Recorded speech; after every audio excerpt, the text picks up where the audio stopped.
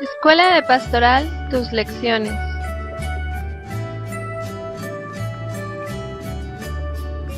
Luz y Sal, espero que se encuentren muy bien. El día de hoy vamos a reflexionar un poco sobre la lección 22, la promesa a través de los siglos.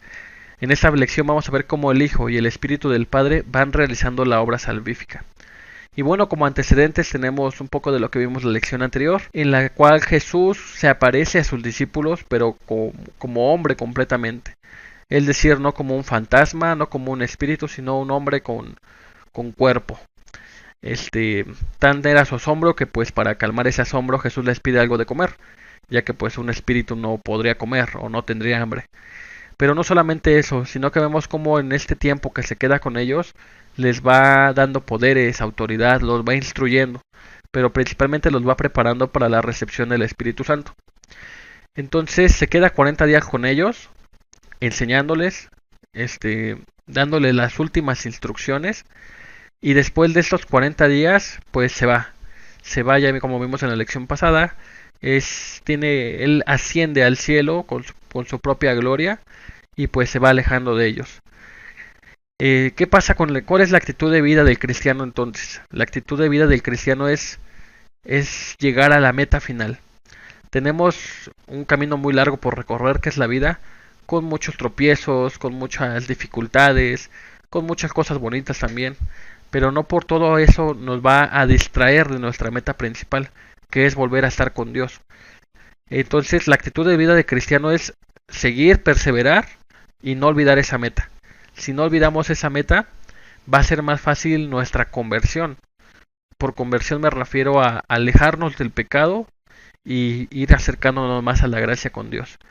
Porque si no tenemos clara nuestra meta, vamos a vagar por ahí a ver qué hacemos. Sí, nos va a gustar estar en misa, estar en el equipo laico, el servicio de la pastoral, asistir a retiros, etcétera, etcétera, etcétera. Pero si no tenemos la meta, todo se va a quedar en ese plano del que ya no va a haber nada. Si tenemos clara nuestra meta, sabemos que todo lo que vamos a hacer va a ser para edificarnos. Y así mismo pues para alcanzar esa gracia con Dios. Pero esta misma idea de querer ir con Dios en algunos lugares se hizo demasiado extrema. Tan extrema que estas personas, principalmente en Tesalónica, se dedicaron solamente a la oración, a estar en constante oración esperando la segunda venida del Señor. Pues ¿qué hace el apóstol Pablo? Que pues lo regaña porque pues está muy mal. Tenemos que sí preocuparnos por nuestra meta que es Dios, pero no olvidarnos de las cosas terrenas. Es decir, siempre hay que ver todo como en ese hombre íntegro, cuerpo y alma. Ya lo vimos con Jesús mismo cuando predicaba, pues se preocupó por su espiritualidad de los que lo seguían, pero también se preocupó por sus necesidades. Les dio de comer, que es la multiplicación de panes y pescados. Es decir, hay que preocuparnos sí por el hombre espiritual, pero también por el hombre material, porque no podemos separarlos. Entonces Pablo termina diciendo que si alguno no quiere trabajar, pues que no coma. Esto nos da claro de que pues tenemos que trabajar. También les dicen que pues ellos no comen en balde, también trabajan, no para hacer una carga, sino para dar testimonio. Es decir, que si alguien está muy entregado en la obra, por ejemplo, pues eso se tiene que ver realmente con ese testimonio, ese trabajo que está haciendo. Entonces tenemos que preocuparnos por nuestra meta, pero no por eso desatender todo lo demás. Después vemos cómo la iglesia ya se va preparando para recibir al Espíritu Santo. Hay que recordar que Jesús se queda con ellos 40 días después de su resurrección y después de que se va esta iglesia que están haciendo, se la pasa en esta oración, obviamente sin desatender las cosas materiales, pero sí en constante oración, como María en el centro. También nos dice nuestra lección que están todos en un solo espíritu. Es decir, que esta comunidad que están haciendo ya se identificaba en lo que es una comunidad íntegra, donde todos son parte de todo. Asimismo es lo que tenemos que hacer nosotros. Ya hemos visto el mandato de Jesús, que sean uno, Padre, como tú y yo somos uno. Entonces esta iglesia cuando está por llegar el día de Pentecostés, se encuentra integrada de forma perfecta, todos unidos con un solo espíritu. También aquí nuestra lección nos habla sobre los hermanos de Jesús, porque pues causa algo de contradicción con lo que creemos que con lo que nos llegan a decir. porque lo que creemos es fiel a lo que dicen nuestras sagradas escrituras. Los hermanos de Jesús, en muchas partes de los evangelios vamos a encontrar que se habla de los hermanos de Jesús, y muchas veces los hermanos separados nos dicen que son hijos de María. Bueno, pues en ningún párrafo dice hijos de María, pero el término hermano en el judaísmo, con los hebreos, con los israelitas, siempre se ha usado para designar a un pariente. Nuestra lección nos da el ejemplo más claro, que es el de Abraham y Lot. Abraham es el tío de Lot, pero ellos mismos se llaman hermanos. Entonces es común en el judaísmo encontrar que los hermanos son parientes, primos, tíos, sobrinos, y cuando la escritura nos habla de los hermanos de Jesús es porque pues han de ser sus primos, tíos,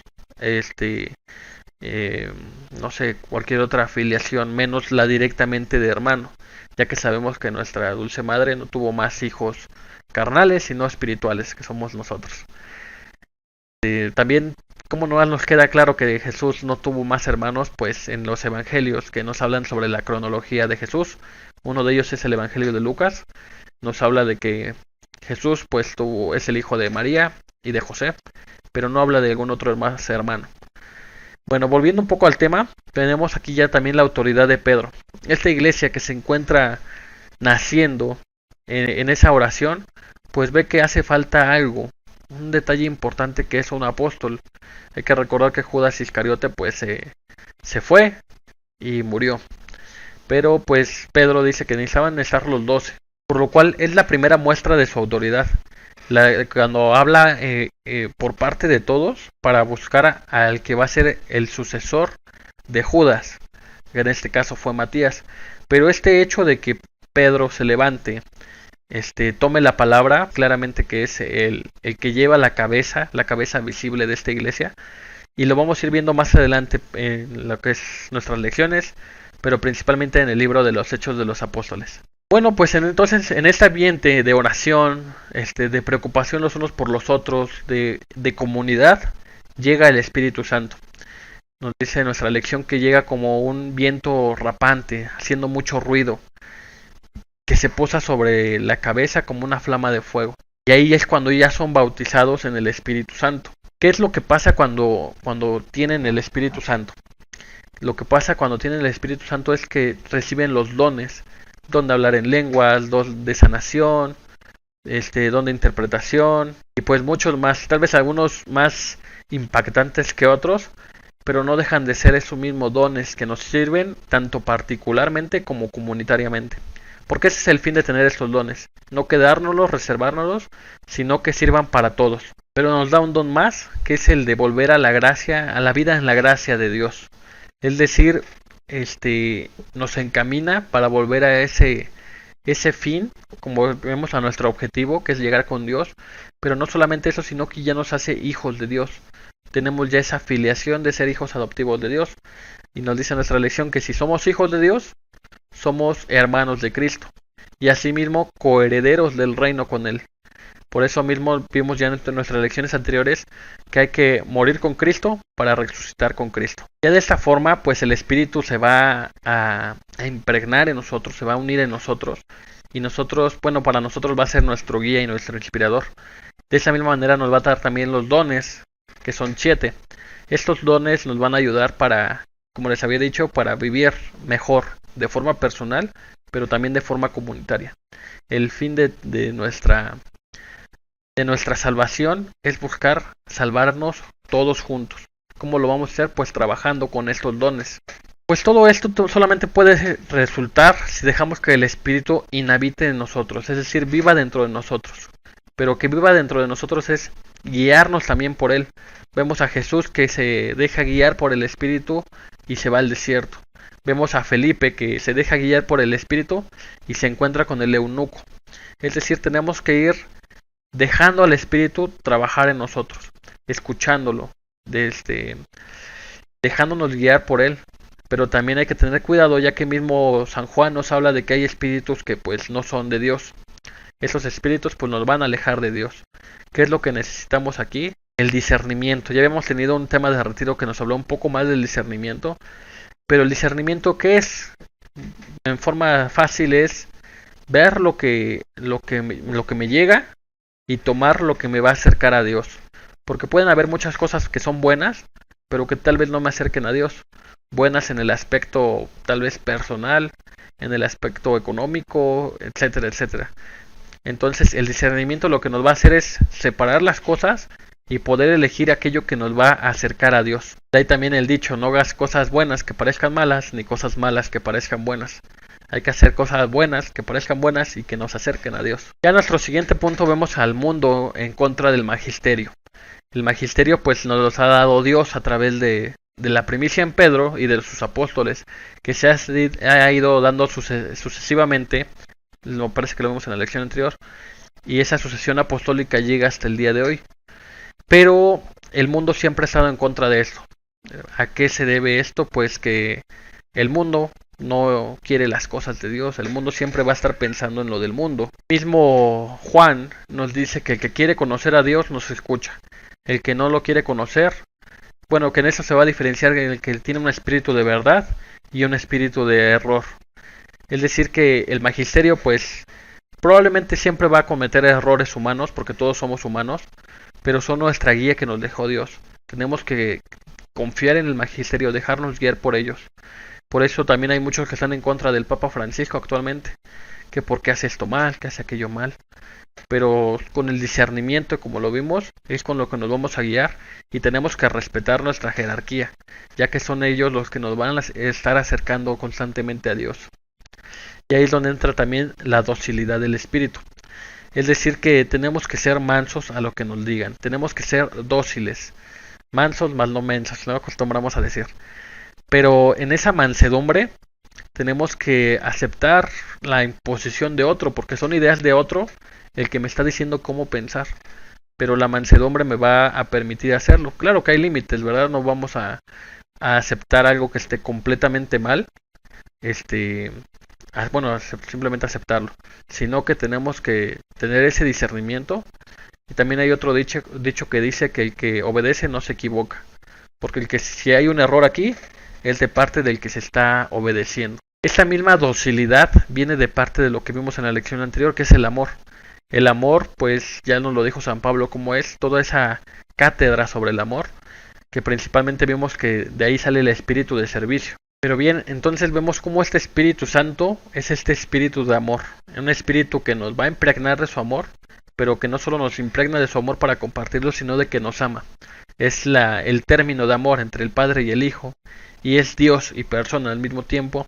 Entonces, ¿cuánto no va a velar por nosotros? Y esto a que Jesús, pues lo vimos ya como el siervo sufriente de Yahvé, lo vimos humilde cuando vino aquí, pero en su segunda venida ya vendrá como justo y juez, ya vendrá como ese Dios glorioso. ¿Dónde vemos más esto? Pues en el libro de Apocalipsis, que muchas veces lo vemos como un libro del fin del mundo, un libro que nos da miedo por el nombre de Apocalipsis, pero que Apocalipsis no quiere decir más que revelación. ¿Qué se va a revelar? Cómo es el Hijo de Dios, que es Dios. Es decir, vamos a ver a un Jesús glorioso. Y a esa segunda venida se le llama la parusía de Cristo, en la que vamos a ver cómo es realmente Jesús, cómo es en toda su gloria. Asimismo también se le llama el Cristo escatológico, es decir, del futuro, de las cosas postreras. Entonces el espíritu de amor pues va a seguir siendo nuestro abogado y defensor ante el juez justo, que sería en este caso Jesús. Tenemos, pues la verdad es que sí, no somos perfectos, no somos buenos, porque pues por una cosa mala que hagamos ya quebramos toda la ley, pero aún así tenemos que esforzarnos por mejorar. Tenemos que esforzarnos en que Cristo nos está ayudando, en que el Espíritu Santo sigue trabajando en nosotros con sus dones y carismas, para que cuando llegue este día del juicio, pues tengamos a estos abogados listos. Hay que recordar que por la sangre de Jesús fuimos rescatados, fuimos la paga de la muerte, del pecado, para nosotros, para nuestras almas. ¿Cuánto no valemos, no? También vemos aquí un punto importante. Ya tenemos los dones del Espíritu Santo, tenemos el ejemplo de Jesús como nuestro modelo, el ejemplo de María, y tenemos ejemplos de tantos santos. Lo que tenemos que hacer con todo esto, tenemos actualmente en nuestro instituto de formación nuestras lecciones de formación, nuestras lecciones de moral, nuestras lecciones de dogma, Toda esta información no debe quedarse en ese plano de ya tenerlo y guardarlo, sino que tenemos que ponerlo a trabajar en servicio a los demás, en ese espíritu de servicio, como vimos en la lección pasada, ponerlo a trabajar en entregarse a los demás, para que todos podamos vivir en esa vida comunitaria, en la que todos nos preocupemos por todos. Y esa es la bienaventuranza sin fin, cuando ya nos encontremos con el Padre, cuando ya nos encontremos con Dios uno y trino, en la que vamos a estar ya con Él y Él con nosotros. Es decir, ya va a haber una sintonía en ese encuentro con Dios. Y pues esa es la bienaventuranza, la última, en la que ya estemos realmente insertados en esa gloria de Dios. Y pues esa es la promesa de que vamos a ser salvados, la promesa de cómo vamos a ser salvados, cómo fuimos rescatados, cómo vamos a seguir trabajando para que esa salvación llegue a más personas. Nos dice aquí nuestra lección: de este modo, tal como es Dios, simplísimo, todo volverá a su primer cauce. Simplísimo es una palabra que ya casi no se usa, pero es que hace las cosas de manera fácil, rápida, sencilla. ¿Y cuál es su primer cauce? El hombre en Cristo ha dominado la creación. El hombre en Cristo ha llegado a ser Dios. El hombre en el amor ha llegado a participar de la pura esencia de Dios. Desaparecido el odio y la promesa aquella: ellos serán mi pueblo y yo seré su Dios. Será a plenitud en ese último y eterno nombre que Dios tomará, Dios con ellos. Pues aquí ya vemos que ese es el fin es estar con Dios, pero no podemos estar por sí solos, sino que tenemos que tener ese guía, ese inspirador que es el Espíritu Santo y ese modelo que es Cristo. Todo lo podemos en Cristo que nos reconforta. Pues esa ha sido la lección, hermanos. La próxima lección es una lección de formación, por lo cual es recomendable que la dé el director de centro o parte del equipo de servicio. No es recomendable que la den los alumnos, pero sí que la estudien muy bien, porque estas lecciones de formación, que esta es la primera, son los pilares de nuestra obra. Sería todo por ahora, hermanos. Nos vemos en un próximo video. Vayamos a hacer luces en el mundo. Hasta luego.